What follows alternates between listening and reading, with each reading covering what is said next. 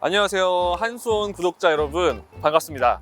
도슨트 정우철입니다. 아마 저를 처음 보시는 분들도 계실 것 같은데 도슨트로서 전 미술관에서 해설을 하고 있거든요. 오늘 이렇게 아침 일찍부터 서울역에 나온 이유가 있습니다. 경주문화재단 한수원 아트 페스티벌이죠.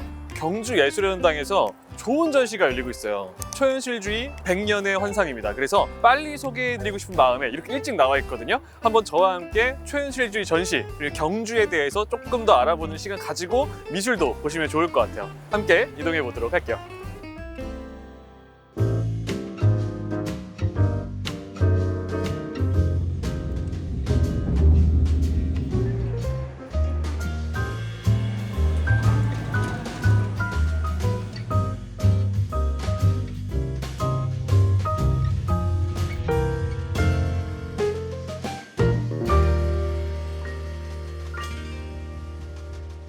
네, 오늘 한수원 아트 페스티벌 찾아왔는데 이 한수원 아트 페스티벌의 특징이자 장점이 있거든요.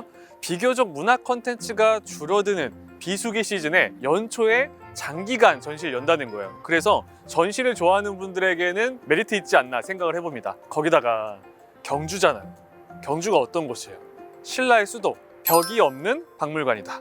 그거에 맞는 좋은 전시가 열리고 있다고 하거든요. 자, 저 뒤에 보이시죠? 지금 현수막이 보이는데 너무 기대가 됩니다. 저와 함께 한번 전시 보러 가보시죠.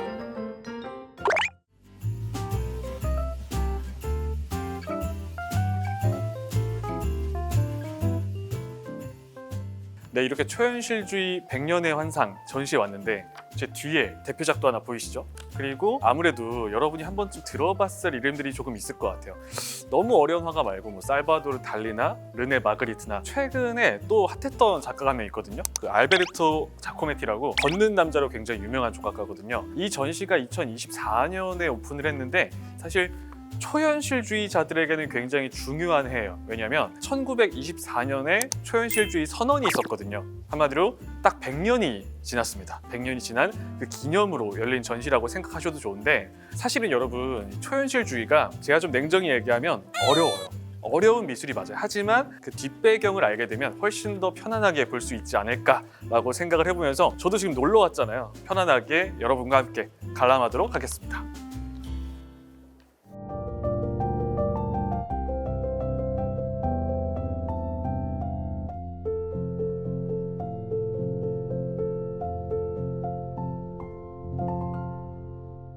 이렇게 전시장 내부에 들어왔는데 개인적으로 내부 구성이 굉장히 좋아요. 깜짝 놀랐습니다. 그래서 초현실주의를 좋아하는 분들이면 입구부터 색깔부터 좋아하지 않을까 생각이 드는데 1924년에 초현실주의 선언이 있었다고 했잖아요. 그리고 딱 100년이 되는 해 이 전시가 열렸는데 1990년에 또 한 번의 변화가 일어납니다. 중요한 수집가 두 명이 있거든요. 한번 짚어드리면 롤런드 펜로즈와 가브리엘 키일러의 컬렉션이 더해지면서 미술관의 초현실주의 컬렉션이 확 더 늘어나는 계기가 됐어요. 그래서 이번 컬렉션 전시는 더 기대해도 좋을 것 같습니다.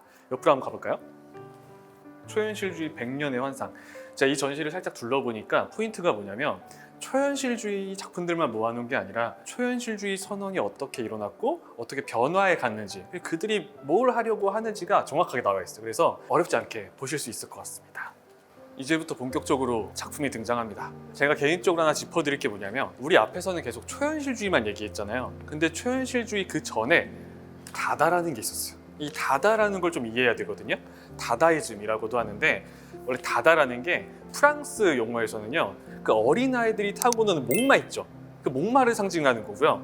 이 미술계에서는 정말 무의미하다는 걸 얘기하는 거예요. 즉 무슨 얘기냐, 다다이즘이라는 것 자체가 아무 의미가 없는 거예요. 이 얘기를 왜 하냐면 작품들이 정신이 없을 거예요. 이거를 이성적으로 이해하시려고 하면 안 돼요. 이해가 안 될 겁니다. 왜냐? 애초에 그렇게 만들려는 거예요. 지금 작가가 제정신인 걸까? 라고 생각이 들 텐데 제정신이 아닌 게 맞을 때가 많아요. 자, 그럼 작품 만나러 한번 옆으로 살짝 가볼게요. 네, 처음으로 만나는 작품은 이 작품인데 막스 에른스트의 바다와 태양이에요. 저도 에른스트 작품 중에서는 처음 보는 작품인데 이 막스 에른스트를 볼 때 주목해야 될 게 뭐냐면요 우연의 작품을 많이 맡겨요. 우연적으로 한마디로 딱 체계적으로 정해놓고 그림을 그리는 게 아니라 우연 운에 맡기거든요. 그래서 이 막스나 에르스트가 본인이 개발한 두 가지 기법이 하나 있어요. 근데 이 기법을 그냥 들으면 어려워 보일 텐데 사실 우리가 학창 시절에 다 하던 기법이에요. 첫 번째가 프로타주. 500원짜리 올려놓고서 종이 위에 올린 다음에 이렇게 문지를 때 있잖아요. 그러면은 그 종이에 동전 표면이 새겨지죠. 그게 프로타주예요. 이게 초현실주의 작가들이 쓰는 기법이고 이 사람들이 만든 거예요. 또 두 번째, 그라타주라는 게 있어요. 물감을 되게 두껍게 칠해놓고서 지금 긁어놨어요. 이렇게 긁어내는 게 그라타주예요. 이 두 가지 기법을 창시한 게 막스 에르스트예요. 한마디로 초현실주의자들은요, 그 전에 없었던 규칙을 만들기 위해서 본인들이 새로운 기법들을 만들거든요.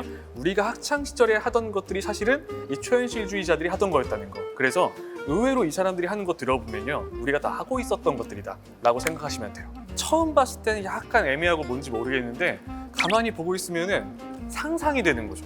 약간 이렇게 나무들이 세워져 있는 것 같기도 하고 뒤에 또 달이 떠 있는 것 같기도 하고, 여러분이 상상력을 최대한 발휘해서 보는 게 이 초현실주의 전시입니다. 옆으로 이동해 볼게요.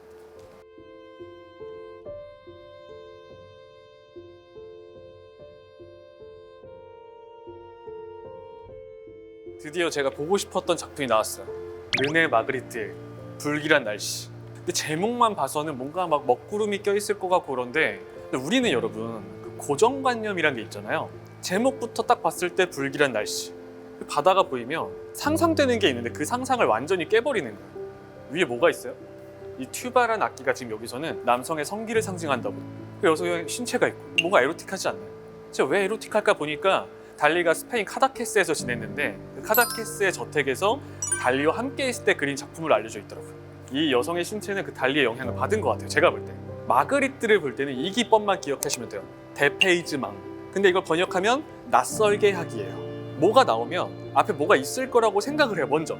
근데 그걸 완전히 깨버리는 거예요. 그러면서 상상력을 자극하는 거예요. 그러다 보니까 마그리트의 작품은 왜 인기가 많냐면 다른 초현실주의 작가들에 비해서 그래도 볼만해요. 약간 이해하기가 쉽고 상상력을 자극하는데 애니메이션의 영향을 어마어마하게 줘요. 대표적으로 제가 딱 떠오르는 것만 얘기하면 영화 쪽에서는요, 엑소시스트, 그 두 번째가 매트릭스.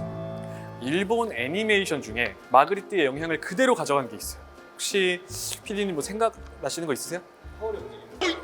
맞았어요. 하울의 움직이는 성이 실제로 마그리트의 영향을 받아서 제작된 애니메이션이에요. 무의식을 탐구하다 보니까 그게 상상력을 자극한 거예요. 그럼 당연히 그게 SF 영화나 공포 영화, 애니메이션 이쪽으로 가버린 거죠. 그래, 이거 봐요. 옆에 살바도르 달리 있잖아요. 항상 같이 나와. 그죠? 비교해 보시면 좋을 것 같아요. 보시면 제목이 새예요. 뭔가 새 같은 형상이 있죠? 근데 보시면 뱃속이 보여요. 이 그림에서 제일 흥미로운 게 뭐냐면 이건 직접 보셔야 돼요. 재질감 보셔야 돼요. 이게 재료가 뭔지 보니까 모래랑 자갈이 붙어 있어요. 초현실주의자들은 재료에도 한정을 두지 않아요. 새로운 시도를 하는 거예요. 그러다 보니까 엉뚱하면서도 재밌는 작품이 많이 나오는 거죠. 여기 또 제가 좋아하는 작가가 나옵니다. 제가 호암미로 재밌는 얘기 하나 해드릴까요? 호암미로가 여러분 다 모르시겠지만 국내 기업에서 이 호암미로 작품을 쓴 적이 있어요. 옛날에 이 상표를 말하면 안 되겠지만 라면에 포장지가 호암미로 그림이었어요. 무슨 사람 머리 같기도 하고 오징어 같기도 하고.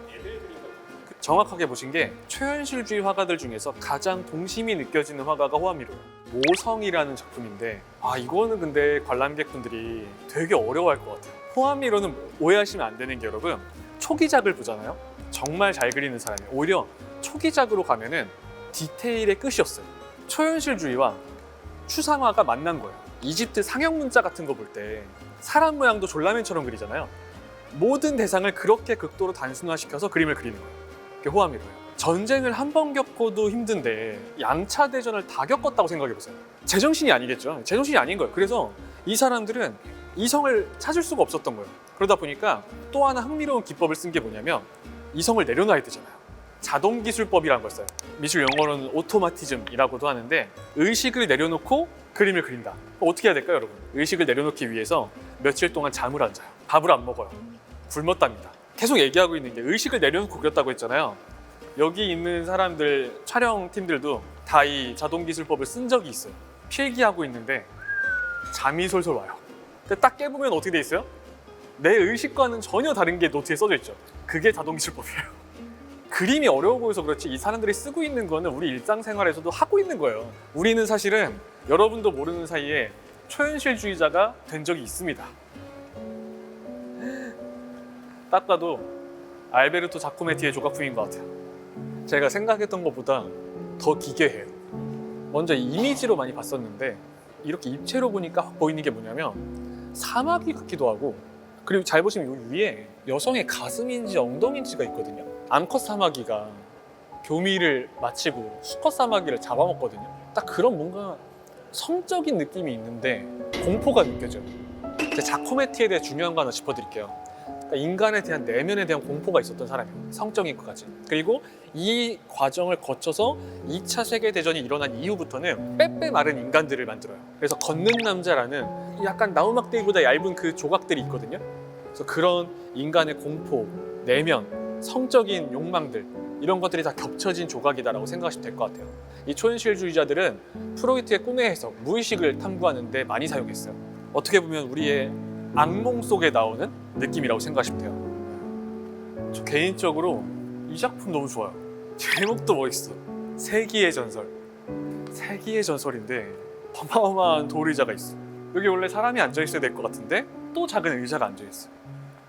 90년대 SF 영화에 나올 것 같은 분위기예요. 제가 볼 때 이것도 영향받아서 만든 무슨 영화 같은 거 있을 것 같아요. 초현실주의 작가들은요, 가끔 그림을 보다 보면 제목과 그림이 안 맞을 때가 있어요. 근데 그림과 상관없는 그냥 멋있는 제목을 짓는 경우도 많았어요. 그러니까 정말 너무 웃기지 않아요? 우리가 생각하는 모든 가치관을 다 깨버리는 거예요. 아, 이게 이 전시 메인 작품이에요, 여러분. 제목이 너무 재밌어요, 여러분. 바닷가재 전화기예요. 진짜 전화기 위에 바닷가재가 올려져 있어요. 진짜 재밌는 사실 발견했는데, 지금 이거는 조각이잖아요. 첫 번째 모델은 실제 살아있는 가재를 올렸대요. 그리고 나중에 에드워드 제임스라는 후원자가 따로 만들어 달라고 해서 11개가 또 따로 제작이 됐다고 해요. 약간 좀 느낌이 묘한 것들이 있어요. 에로틱한 게 있어요. 살바도르 달리. 이 가재가 위에 수학이 올려져 겹쳐져 있잖아요. 근데 꼬리 쪽이 이렇게 밑으로 저 말하는 부분을 감싸고 있거든요. 이것도 약간 성적으로 뭔가 노리고 만든 게 아닐까라는 생각이 드는데, 아주 어릴 때 성적 트라우마가 있었거든요. 아버지가 정확히 어떤 이유에서인지 모르겠지만 집안에다가 성병이 나와 있는 책을 집에다 갖다 놨대요. 그래서 우연히 유년기 때 그 책을 펼쳐봤다가 성병에 대한 그 환자들의 사진을 잔뜩 본 거예요. 그때부터 제대로 된 성관계를 맺지 못했다는 얘기가 있어요. 그리고 성적 불만족, 이 모든 것들이 작품에 터져 나온 거예요. 달리 작품들은 뭔가 기형적으로 휘어 있거나 쭉쭉 늘어져 있거나 다 왜곡돼 있거든요. 아마 여러분이 그거 보셨을 거예요. 기억의 지속이라고 시계 녹아내려 있는 거. 이것도 기법이에요. 초현실주의 기법. 데포르마숑이라고 하는데, 우리 어려운 용어 쓰지 말고 그냥 왜곡이에요, 왜곡. 그러니까 우리가 이제 종합해 보면은 이 사람들이 쓰는 기법이 뭐냐면 자동기술법, 무의식적으로 그리는 거, 데포르마숑, 왜곡, 그리고 대페이지망, 낯설게 하기인 거예요. 이 세 가지 기법이 이 초현실주의자들의 기법이에요. 이것만 아셔도 이 작품들을 이해하는 데 큰 도움이 될 거예요. 오, 사진이 있어요. 제가 이 사진 보자마자 떠오른 이야기가 하나 있거든요. 근데 저기 중간에 잠수복을 입고 있는, 저걸 쓰고 있는 사람이 살바도르 달리예요. 살바도르 달리는요, 저렇게 뭔가 딱 나타났을 때 사람들의 이목을 집중시킬 만한 그런 행동들을 많이 했거든요. 그래서 기이하다고 난리 났잖아요. 근데 저걸 쓰고 나타났다가 안 벗겨져서 실제로 질식사할 뻔했던 얘기가 있어요. 이게 많은 분들이 살바도르 달리가 정신병자다, 미친 사람 같다라고 하는데, 제가 달리를 공부하고 느꼈던 건 천재예요. 내가 무슨 행동을 했을 때 사람들에게 주목을 받고 이슈가 될지를 아는 거예요. 그러니까 이슈를 만드는 이슈 메이커였던 거죠. 지능적으로.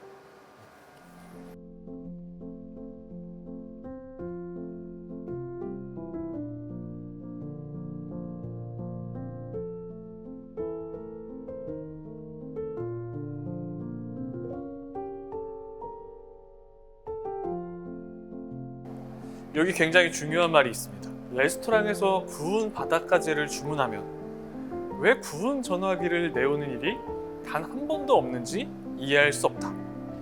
의아하죠? 근데 그 의아함에서 출발하는 게 초현실주의입니다. 이해 안 되는 지점부터 출발해서 무한한 상상력을 발휘하는 게 아닐까. 결국에 전쟁은 아픈 일이고 슬픈 참상이었지만 그로 인해서 탄생한 이 초현실주의는 지금까지도 수많은 예술가들, 영화인들, 아까 얘기했지만 애니메이션까지 모든 사람들의 상상력을 폭발시켜주는 계기가 아니었나 생각을 해봅니다. 여러분도 한번 다양한 상상력을 펼쳐보시면서 이번 전시를 함께 해주시면 좋을 것 같아요. 네, 이렇게 저와 함께 경주 예술의 전당 초현실주의 100년의 환상전 함께 보셨는데 어떠셨어요? 재밌었어야 되는데. 그리고 항상 전시의 묘미는 출구 쪽에 있는 아트 상품이 아닐까 생각을 해봅니다. 이번에도 굉장히 예쁜 아이템들이 많거든요.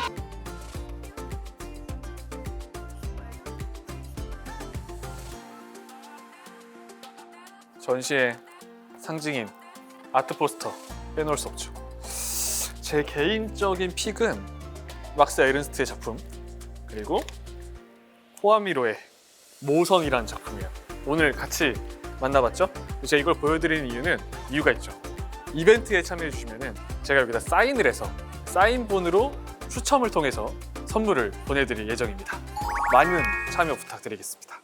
너무 재밌게 찍었고, 그리고 정말로 최근에 본 전시 중에서 손꼽힐 만한 작품들이 아니었나 라고 생각을 해봐요. 살바도르 달리나, 르네 마그리트, 자코메티, 이런 작가들의 원작들을 모아놓은 것만으로도 충분히 이 경주 예술의 전당에 올 이유가 생기지 않았나 라고 생각을 해보고, 이런 좋은 전시를 기획해 주신 한수원에도 참 감사한 생각이 들었어요. 그리고 전시를 둘러보니까 꿀팁을 하나 드리자면, 연도표까지 본 다음에 중간에 있는 영상방에 가서 영상부터 보셔도 훨씬 더 이해도가 높아지지 않을까 생각을 했어요. 제가 보니까 현장 도슨트도 있더라고요. 가능하신 분들은 현장 해설도 들어주시면 좋을 것 같아요. 이렇게 처음으로 한수원 유튜브에서 인사드렸는데, 영상을 보신 다음에 현장에 와서 직접 이 대단한 원화들을 감상하시길 바라겠습니다. 앞으로도 한수원 유튜브 많이 사랑해 주시고 좋아요, 댓글, 구독 부탁드리겠습니다. 안녕.